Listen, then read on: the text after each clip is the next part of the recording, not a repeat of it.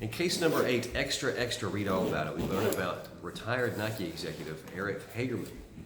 Eric Hagerman was so distraught whenever Donald Trump won the presidency that he decided that he didn't want to be exposed to any television news or any political news for as long as Trump was president. And so he got his friends and his family to agree to never bring up politics. He doesn't watch the news. He doesn't engage in social media. Local businesses know not to bring up political news. When he watches Cleveland Cavaliers basketball games, because he's in Ohio, he watches them on mute lest he be exposed to some political commentary. And as a result, he is much less stressed. It says in the article that he said, quote, "I'm emotionally healthier than I've ever felt."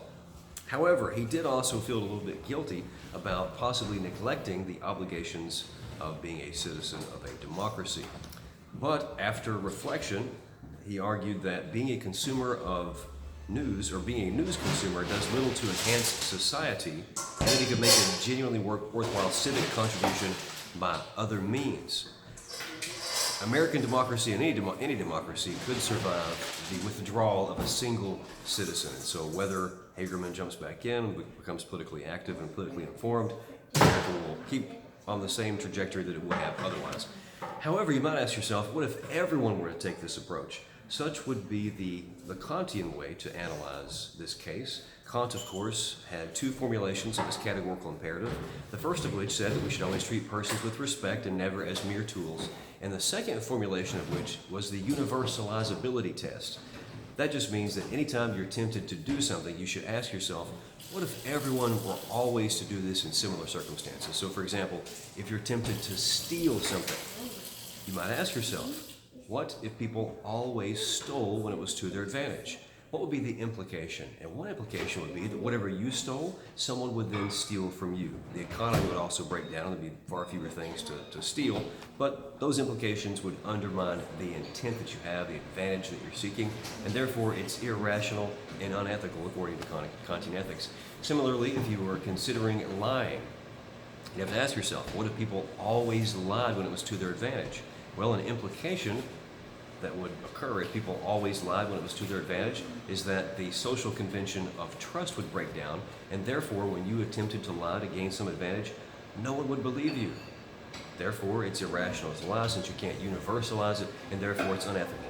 In this case, what if every citizen were to say, I'm just too distraught by politics, I don't want to be exposed to any political information, I'm going to completely withdraw from the democratic process?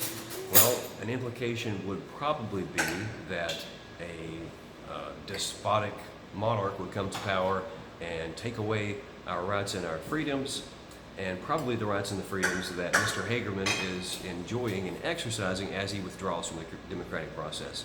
Therefore, since he can't universalize this, it's irrational and therefore unethical according to the Kantian perspective. That's one Kantian analysis that you might make or might take.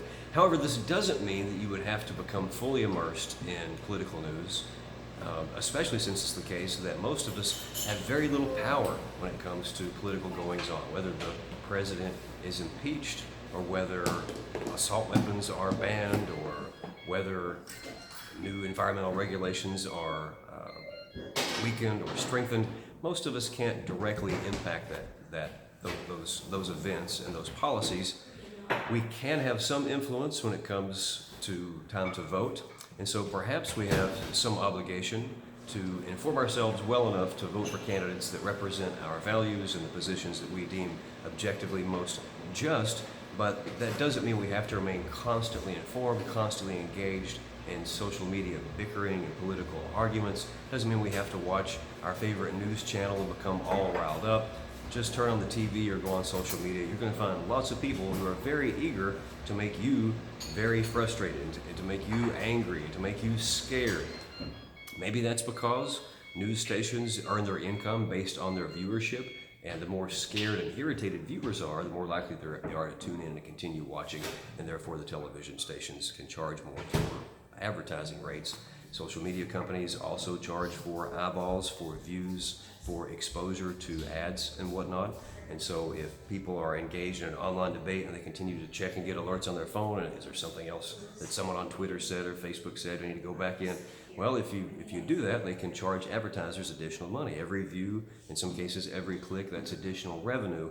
And so these entities, social media, regular media, they have a financial incentive to keep you riled up and engaged in what could be a personally destructive and frustrating and very ineffective manner. However, one thing you could do is you could rechannel your energy that's typically spent in a very fruitless manner, simply worrying about and arguing about things that you can't impact. You could instead rechannel that energy in those resources onto things that you could actually impact. Perhaps there's an issue or a few issues that you really could influence. For example, if you're distraught by the childish, caustic nature of pop political culture, you could support Ethics Bowl. You could use that as a partial antidote to elevate discourse, to help people and encourage people to become more reflective and more respectful in their engagement, to actually reflect on which policies are most just and most objectively moral, not simply those that happen to promote their narrow interests. Rather than just simply worrying about that, observing it, and being angry, promote and encourage people to engage in Ethics Bowl. There's your example. There's the partial antidote. So there you go. Case number 8. Extra. Don't read all about it. Thanks as always. Don't be Hagerman, but don't be crazy social media personality.